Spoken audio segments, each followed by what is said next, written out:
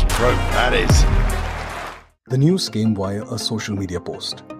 On May 12, 2025, Virat Kohli announced he was retiring from Test cricket. It came just days after another senior pro, Rohit Sharma, too quit the longest format of the game. Both legends had retired from T20 internationals after India clinched the ICC World T20 in 2024. Both will continue to represent India in one-day internationals. Virat's departure comes just weeks before India's tour of England, which features 5 tests. Virat hadn't been at his best in India's last 2 series against New Zealand and Australia.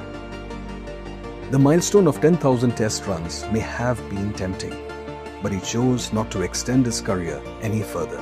He finishes with 9,230 runs in 123 tests, with 30 centuries and 31 fifties, at an average of 46.85.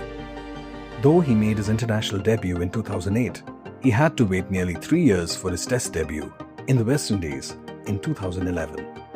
The 2011-12 tour of Australia was an awful one for India, but Virat emerged as one of the positives of that series by scoring his first test century at Adelaide. It wasn't the last time he dominated the Australians though. During the 2014 tour of England, Virat endured one of the lowest phases of his career, failing to pass 50 in any of the 5 tests. He sorted out his technical issues against fast bowling by standing outside the crease. And this change worked wonders just a few months later when India toured Australia. Virat smashed 4 centuries in 5 tests, including 2 at Adelaide. Midway through the tour, he was unexpectedly named India's full-time test captain when MS Dhoni announced his retirement from the format. Virat Kohli went on to become India's most successful captain in tests. He led India in 68 tests, winning 40 games. Of those, 16 wins came away from home.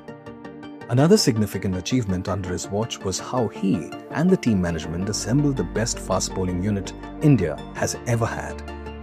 The likes of Bumrah, Shami, Umesh Yadav, Ishant Sharma, Siraj flourished under his leadership. As a batter, his best period was between 2016 and 2019, when he scored 4,208 runs in total, scoring 16 test centuries in that period. He has 7 double centuries to his credit, his highest being an unbeaten 254 against South Africa in Pune in 2019. Barring Bangladesh, he has scored centuries in every test-playing country India has played in. And in Australia alone, he has 7 centuries. His last test century came at Perth last year. And the Sydney test would turn out to be his last as a test player.